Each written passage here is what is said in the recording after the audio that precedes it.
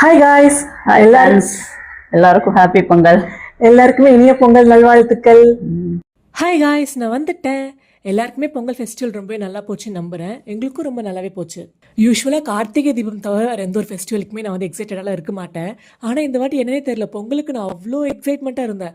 ஒருவேளை இந்த லீவ்லாம் வரப்போதில்ல, long leave வருது, ஸோ ஜாலியாக இருக்கலாம்னு சொல்லிட்டு தான் எக்ஸைட்மெண்ட்டாக இருக்குன்னு நினச்சேன். ஆனால் அதெல்லாம் இல்லை, நான் பொங்கல் வைக்கிறதுக்கு ரொம்ப ஆர்வமாக தான் இருந்தேன். என்னன்னே தெரியல, என் அம்மாவும் புருஷனும் ஹெல்ப் பண்ணாங்க. ஆனால் நானே வாலண்டியராக போயிட்டு நான் இதை பண்ணுறேன், அதை பண்ணுறேன், இதை வாங்கிட்டு வரேன்னு சொல்லிட்டு நானே சொல்லிட்டு இருந்தேன். யூஸ்வலாக எல்லாம் பண்ணவே மாட்டேன். எங்கள் அம்மா அதை இதை பண்ண அதை போய் திட்டினே இருப்பாங்க. ஆனால் என்னே தெரியல, இந்த வாட்டி நானே போய் எல்லாத்தையும் பண்ணிட்டு இருந்தேன். 4:30 மணிக்கு அலாரம் வச்சோம், ஆனால் 4 மணிக்கே முழிப்பு வந்துருச்சு. ஸோ நானும் அம்மா ரெடி ஆகிட்டு வந்துட்டோம்.